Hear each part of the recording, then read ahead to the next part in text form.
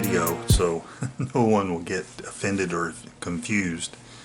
But in this video, when I'm talking about what if, that was not, I repeat, not inspired by my friends, my family, my co-workers, any acquaintances, or anyone I remotely know. Not my girlfriend, not my son, not my daughter, no one. Not anybody I work with. Let me say that again. This was not inspired by anyone I personally know.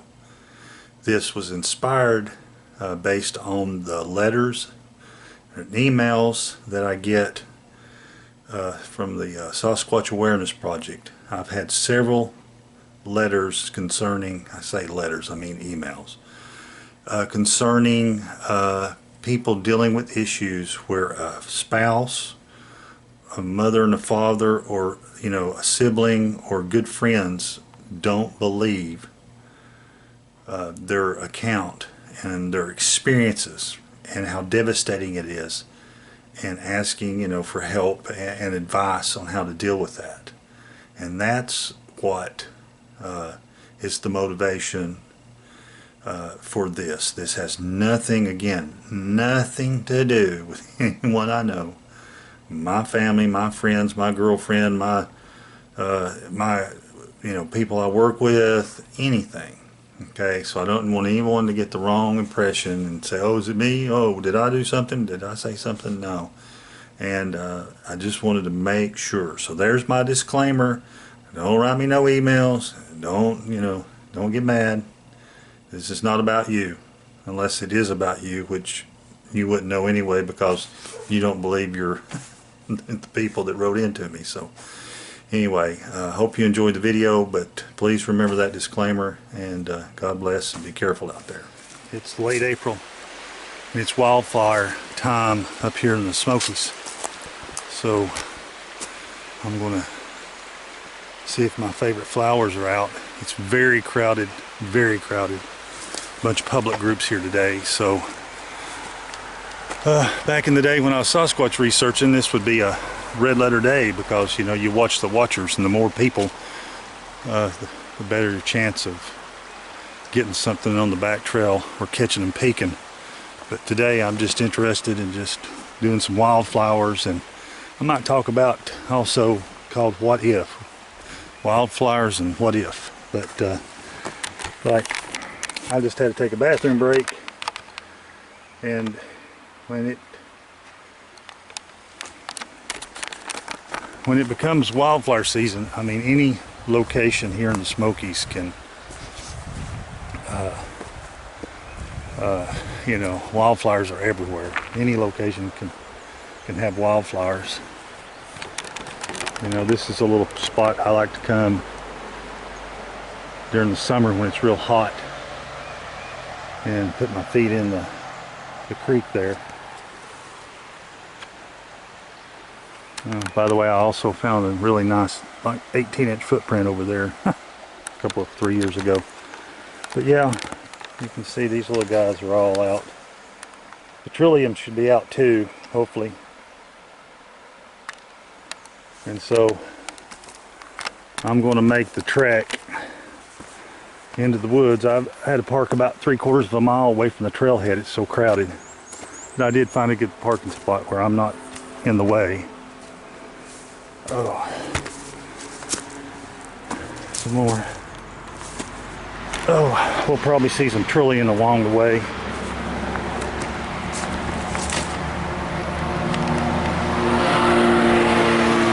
Like I said, even beside the road, you got these little guys. So it doesn't matter, they just pop up everywhere. Right there's a trillium that hasn't bloomed yet. So I'm going to head down towards the trailhead and try not to get run over. Make sure I lock the truck.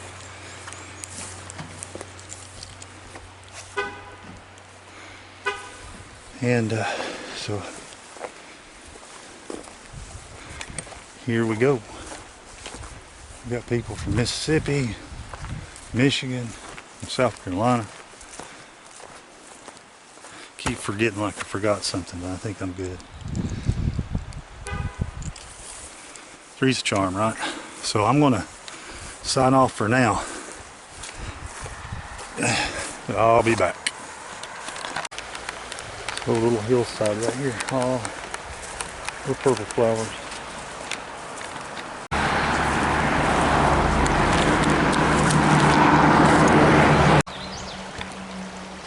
So here we have some white trillium. This is just on the side of the road. Everything springs up. Pretty cool. It's hard to find them here. There it is.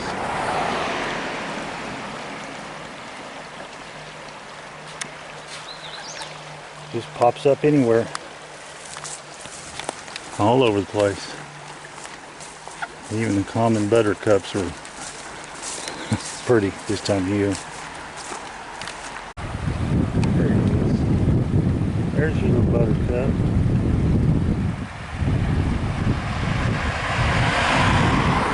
Just a buttercup.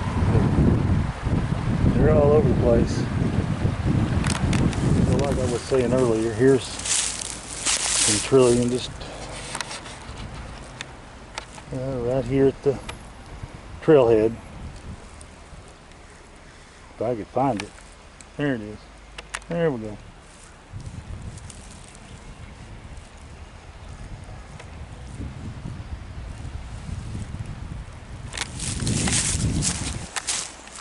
You can say the trailhead's just crammed full of people. And this is just the entrance, and all kinds of wildflowers here. Trillium, violets. These little guys here. And I'm not even.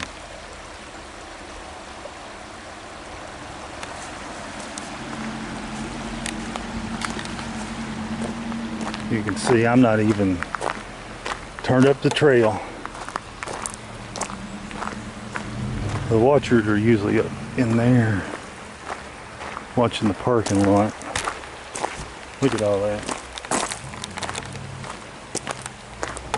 It's real pretty. I haven't even got, like I said, I'm going to White Oak Sinks, and I'll show you real pretty stuff.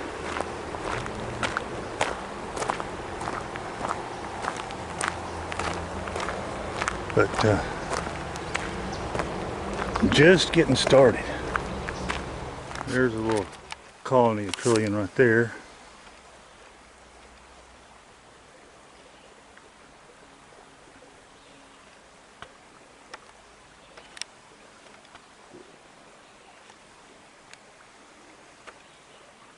It's quite a bit already bloomed out.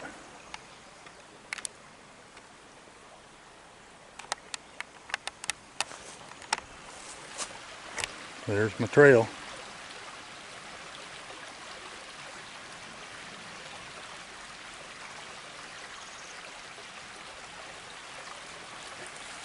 And there's where our friends hang out. Actually on both sides, but I'm sure they're up there squatted down,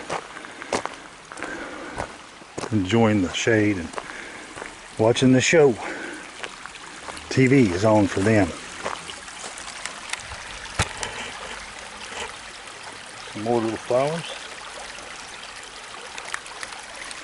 And you'll have to excuse me, I don't know the proper name for all of them. There's a fiddlehead. And it's just starting.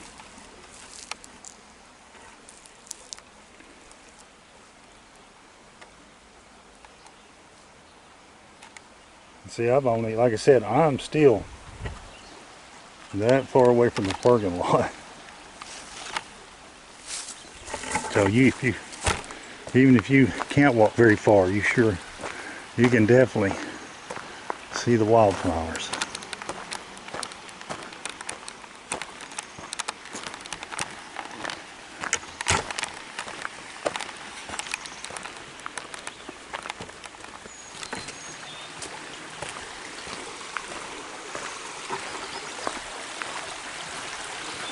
So let's talk about what if.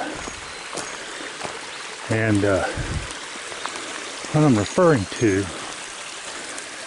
is to those who are skeptical, those who have loved ones that haven't experienced, but they're just on the fence or not even, like, don't want to deal with it or can't believe it till they see it. I want to pose this question to you. What if? What if your whole life you've been raised and you've never been taught about the Sasquatch people, and you don't know they exist in your religious life in Sunday school or whatever that is, if any.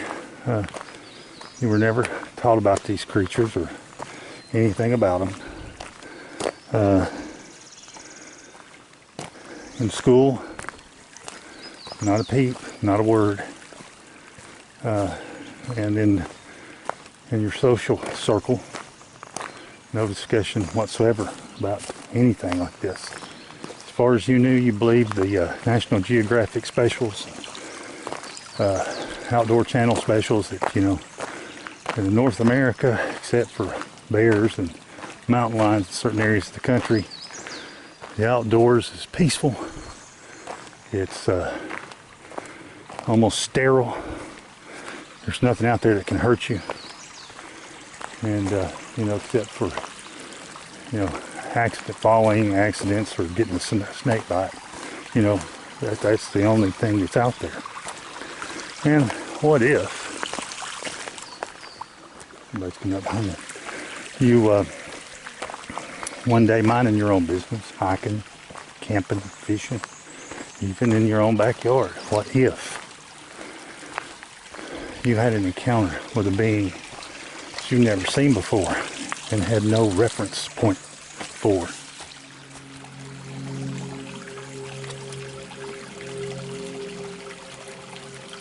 Morning.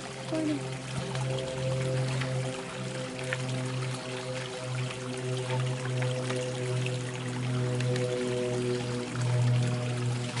So there's some more white blooms.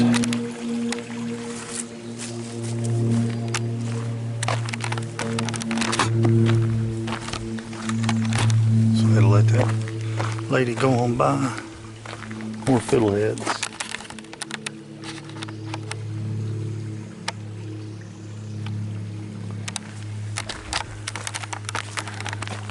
So like I was saying, what if, you know, you have an encounter with one of these creatures, and whether it's screams at you or it's just a brief second or two, it looks at you, you look at it, it has a look on its face of being scared. Oh, there's a pink one.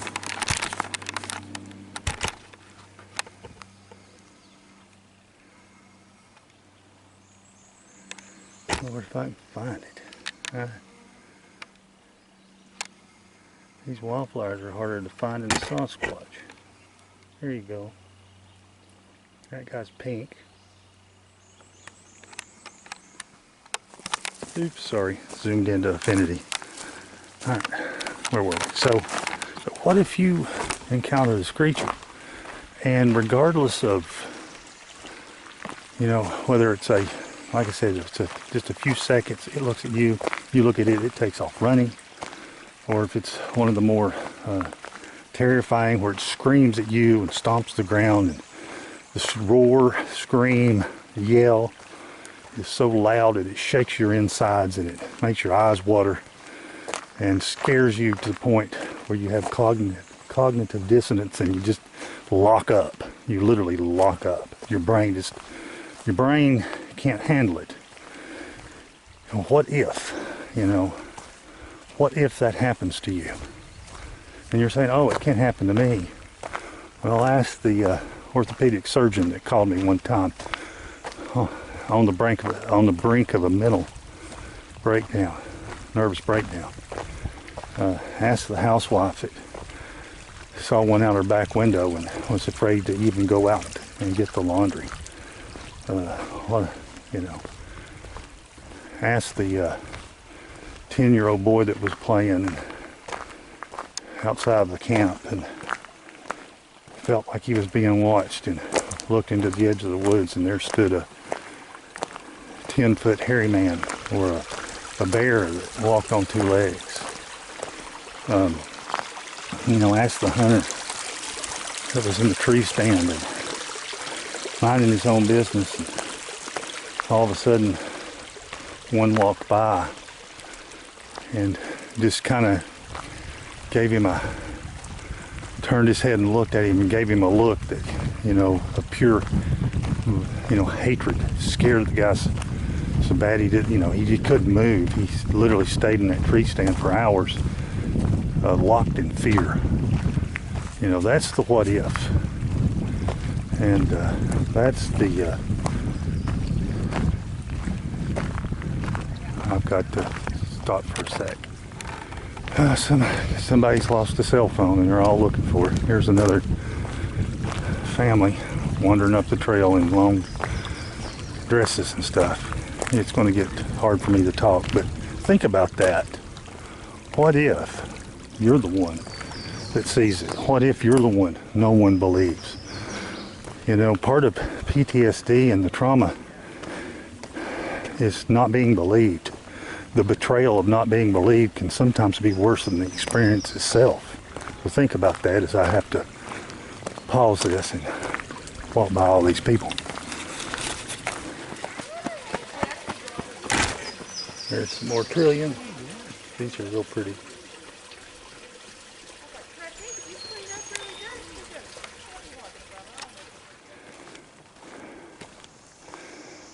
Fiddleheads. I'll find a little brown jug for you here in a minute. So, I was like the part volunteer up there. So, trail guy. Oh, there's a little brown jug. Let's see if the jug's out.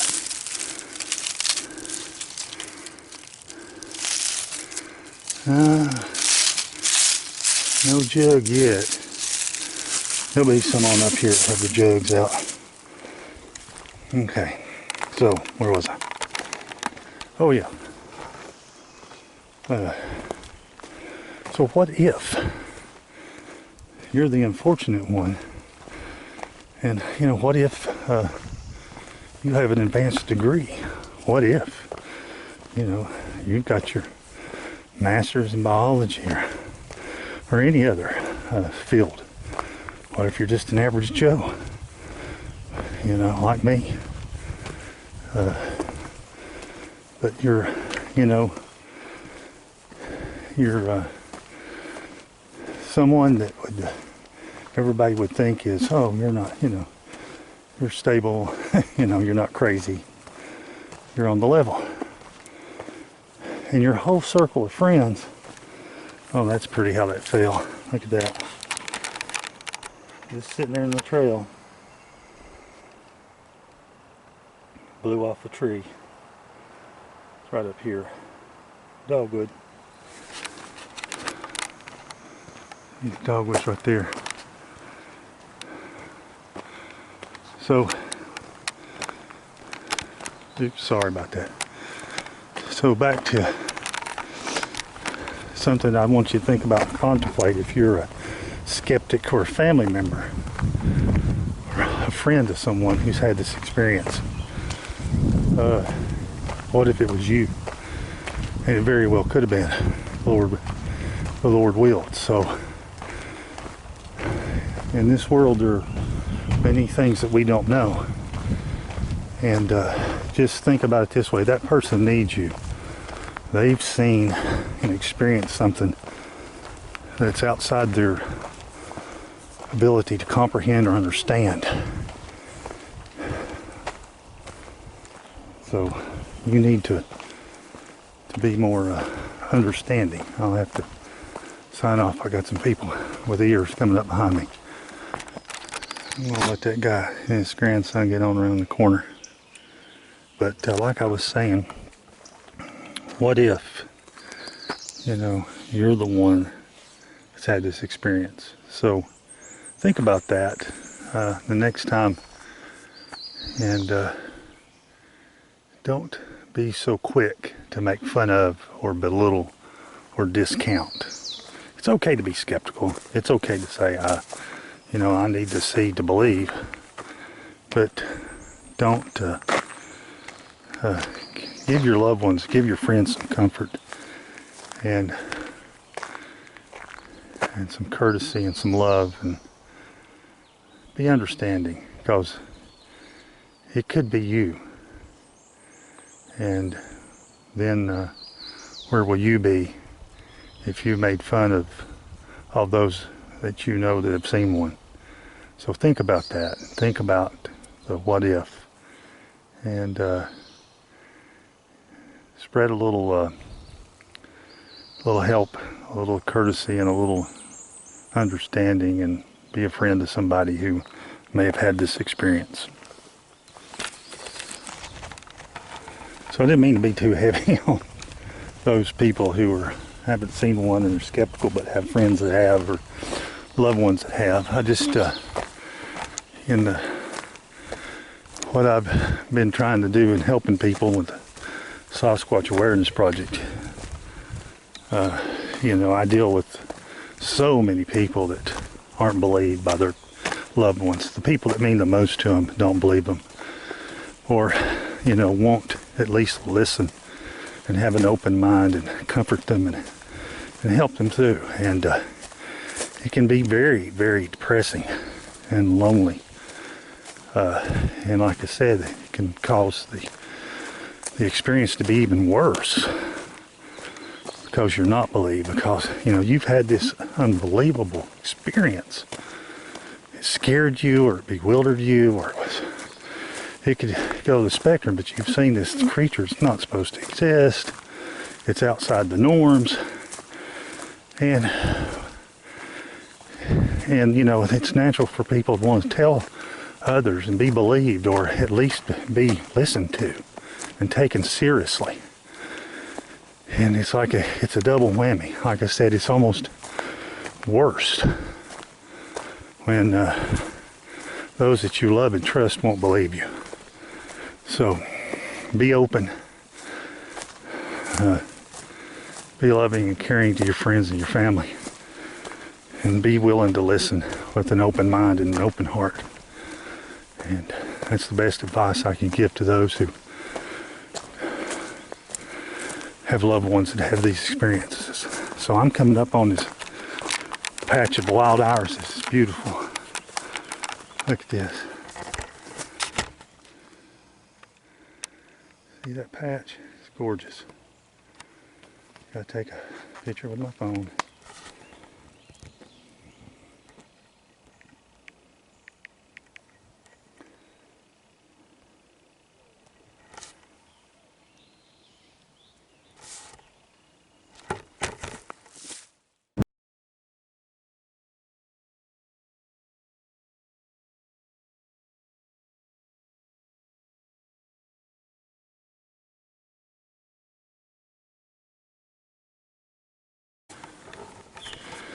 Okay, so where was I? I had to change out the battery to the GoPro. Always have the back trail going. Just never know what might step out.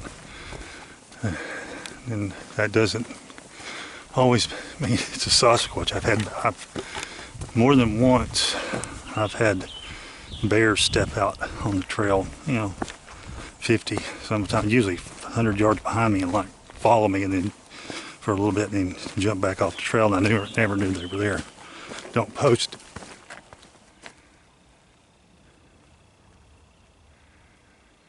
That was a wood knock, and a loud one. There's the second one. First wood knock was right there.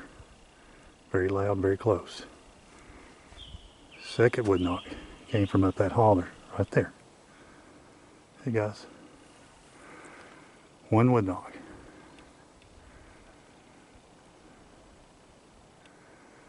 I mean, I could guess, speculate. It was a loud wood knock. I'll enhance the audio on this video so you can hear it. It was right there. I mean, that guy is right there. Just like a, I mean, the typical wood knock. Just like, sounded like he was hitting a 2x4, a 2x4 and a 2x8 together. Boom, right there. And then a few seconds after, he got answered from right up there in the, basically, if you follow this little holler, it crosses the road and goes on top of the ridge up there, about probably a quarter mile maybe.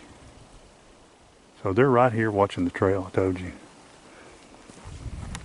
And he made a noise right there. People coming.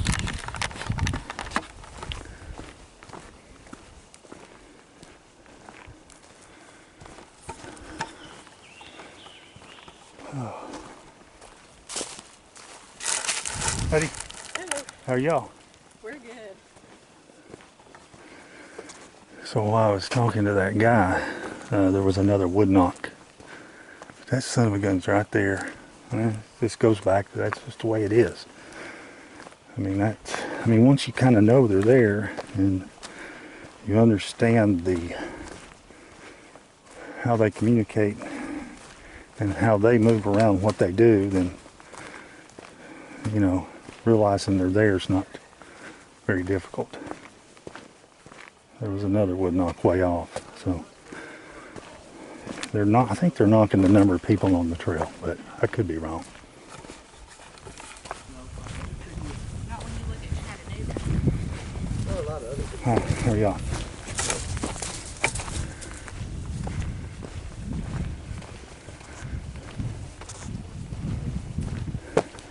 So it's real busy as usual. Like I said, if you're going to do a Sasquatch, you watch the watchers like that, I would position myself to watch them. And I would have gone on the top trail and dropped down back in the day. But I'm down here with the bystanders now, just enjoying the day. And I mean, we're in the home range. Up there's Turkey Pen, and all in here is where that clan lives. It's all their territory. I'll listen for wood knocks. Usually when I start flapping my jaws, they'll knock. But they're using wood knocks today to communicate to each other how many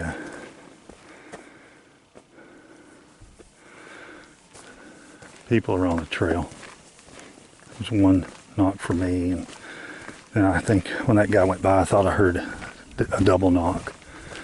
But we were jabbering our jaws, so.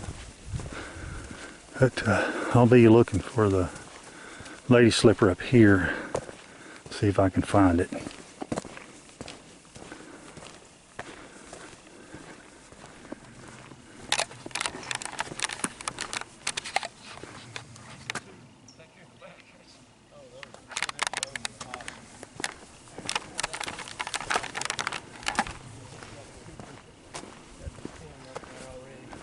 Buddy, Morning. how's it going, Good fellas? morning. Great.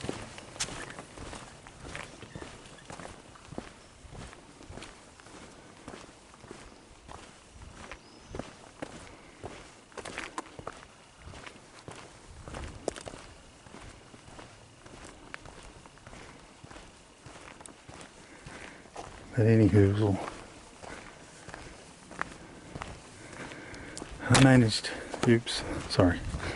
I managed to get that video in as far as the Sasquatch part of it. Now we're still in the wildflower portion of the show. We obviously have the lady slipper.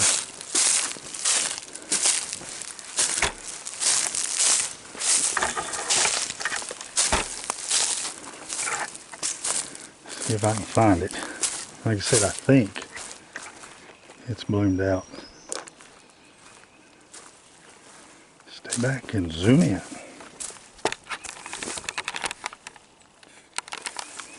Yes, where was she? Oh, there she is.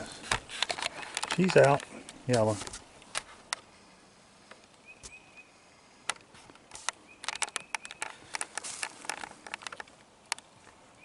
That's her, one of them. There's a balloon. Yes. There's the yellow lady slipper. Let me get over here and get a better angle for you.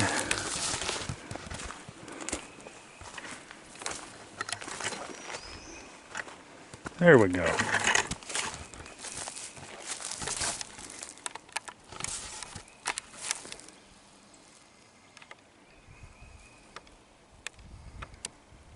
There's what we call a lady slipper, because it looks like lady slippers.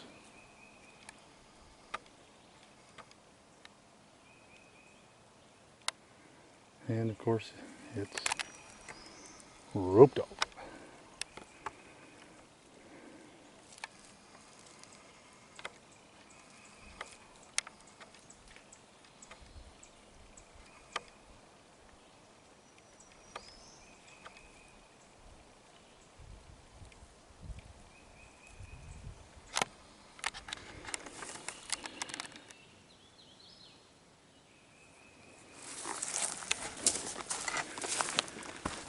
Okay.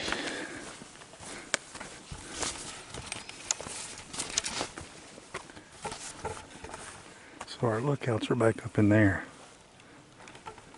So I'm going to, for now, I'm going to turn off the video and hike in here and see what we can find. So here's the entrance to White Oak Sinks. You go down and straight down in. Got people coming up now. It's a mother coming up that hill right there. It's a mother. So a guy coming up tells me there's a mama and her cubs down at the bottom of the hill feeding. So this ought to be interesting. See what kind of video I can get as I go down the mountain. So let's see right here.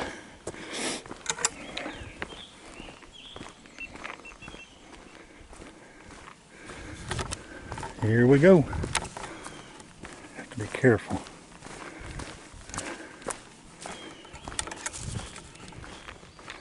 This is all trillium right through here. There's this, all kinds of stuff. This trillium here, it hadn't come out yet. Its blooms underneath. And so this is old home place. There's actually, if you go out through there, there's a rock wall and a spring used to feed this creek. And there was a home place right there. And the foundation piled up, and there's pieces of the wood stove. You got a sinkhole here. So I assume the bears are over here on the left, or were. Oh no, that was the easiest. You ever try to get anything on one of these cameras? It's like unbelievable. Horrible. There she is, or he is. Oh, now it's moving. There's one She that, was down in here. yeah. I've been coming up here for 25 years, and there's like one or two that'll have a cub or two. Just all, in, you know, so lots of times you'll see them up there on Turkey Pen. I've caught her digging in the stump, and the cubs run up and down the road. Yeah. First time I've caught her down in here. They're just eating as much wildflowers as they can.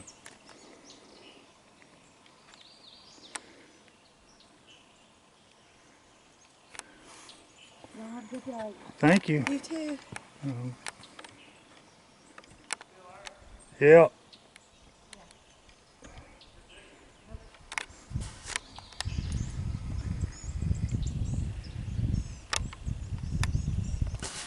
She's not real big though, is she? I've seen Mama. this on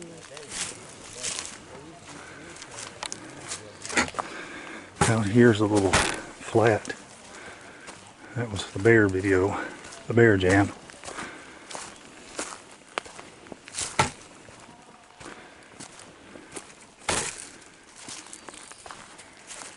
Here's you can hear the people. There's a lot of people down in here. This field right here, all these wildflowers.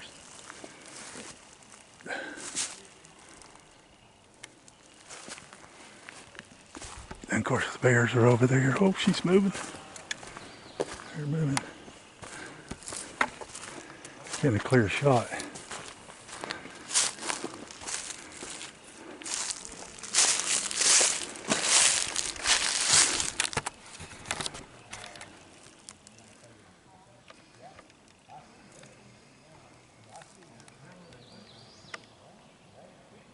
There's the cub.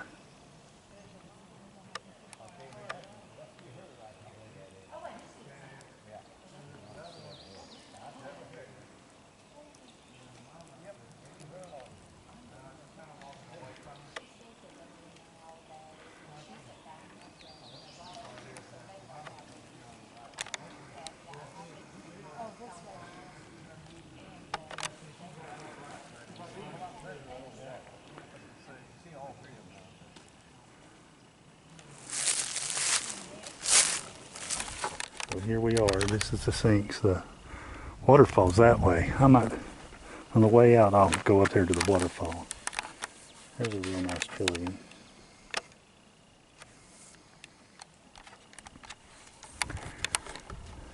So this is the sinks.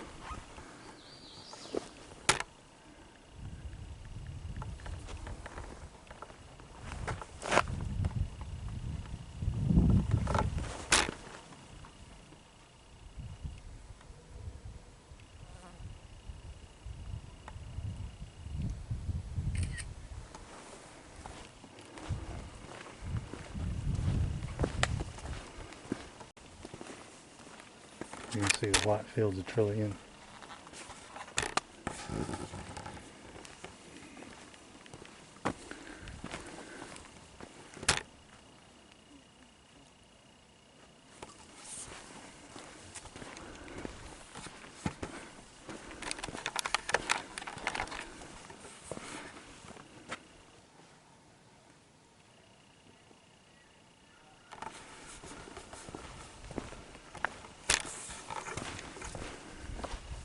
Oh.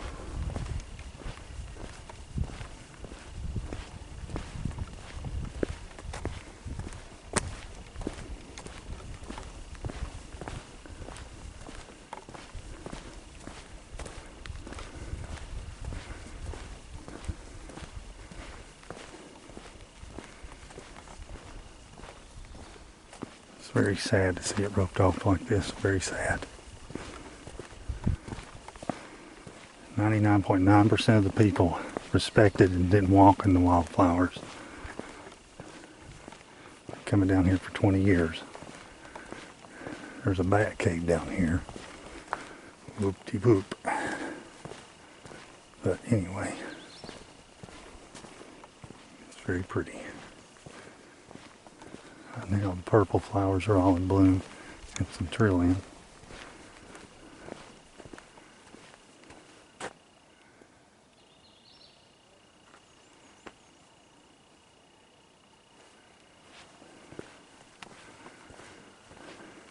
What? There was actually a little community down here, farm. There's a grave right there on that hill there.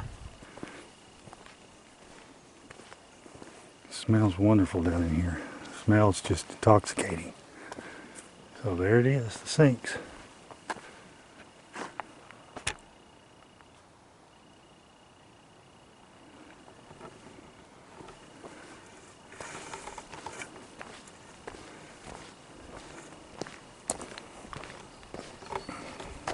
How are you? Good, how are you doing? Good. There's the back cave. And at one time, they capped it off. There used to be a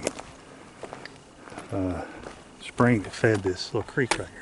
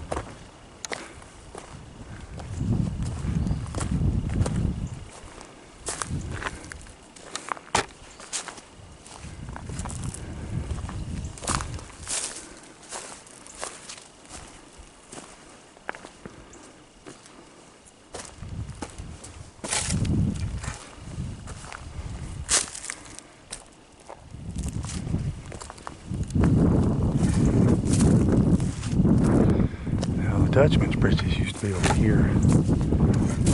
They've got a hog strap set up. The hogs will come down in here and rotor till all this up.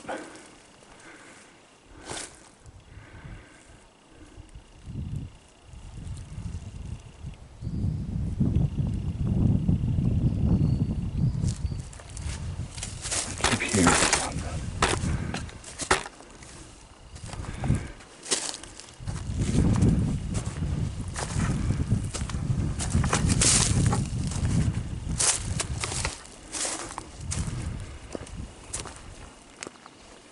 I'm gonna go over here and look for that Dutchman's britches.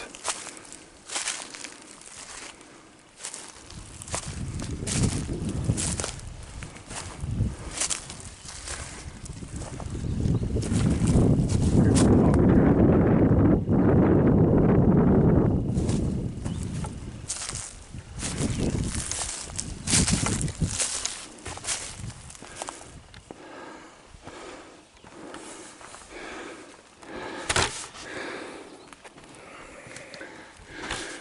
Whew, it's all above the sinks.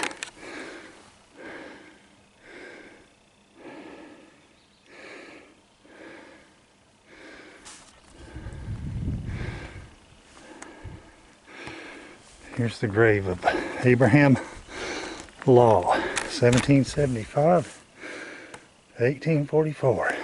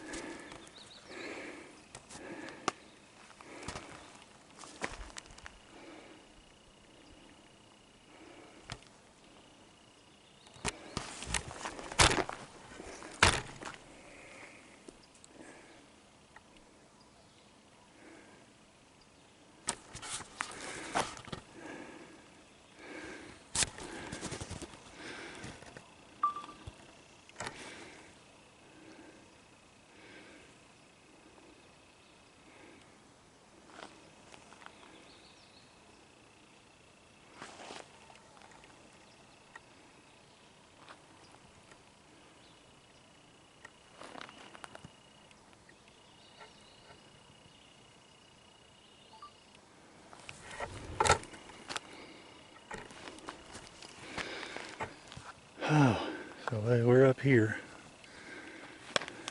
There's a big flat up here, 3-4 acres. Mr. Abraham Law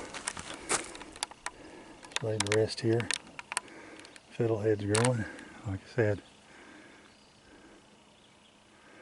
That's the sinks, everything down there. So it's time to hoof it out now.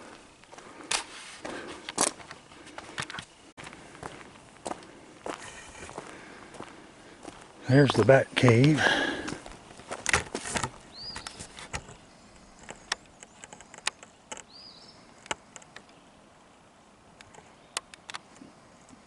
There's the back cave. Not the back cave, but the back cave.